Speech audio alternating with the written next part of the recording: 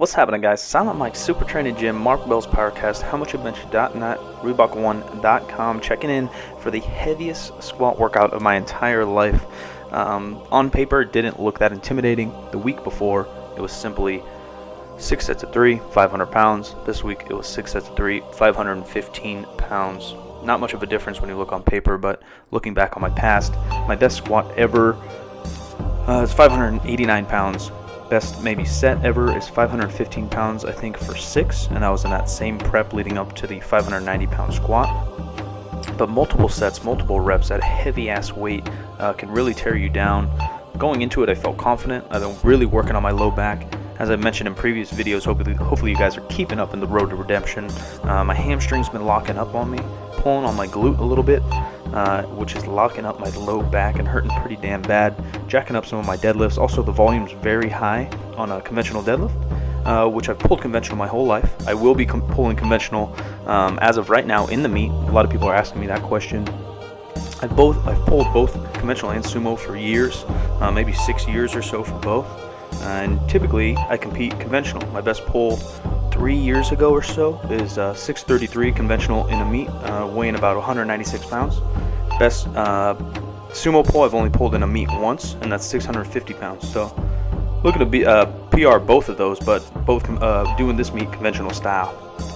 As I said, the volume is accumulating, fatigue is accumulating, low back's getting really angry, which makes this squat workout even more difficult. Rep after rep, set after set. Looking back on video, I'm pretty pleased with how it went.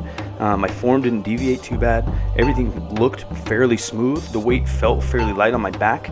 My body weight is kind of averaging out around 225 pounds, even though I was about 227, 228 before I got sick. But it was hard. It was definitely hard. It was definitely brutal. You see I get caught on the rack right there. No stress. Can't stop me. Just kidding. But I did have good spotters. My boy Pig and Lauren on the other side take care of me, so I wasn't too worried. Marcus to save the day, lower the rack so I don't kill myself. Everything went smooth. Everything went to plan. In between sets, I was trying to just lighten up my head, so I was walking around the gym a little bit, having some fun, listening to music. Still not getting too fired up. If you guys watch Super Training 06 YouTube channel, you'll see a rant I went on about adrenal fatigue. Yes, I was kind of joking, and no, I was kind of serious. There is a point in training, I believe, where you just have to get in the work. You can't be so fired up for every single set, every single workout. I just don't think you'll last in the sport that way.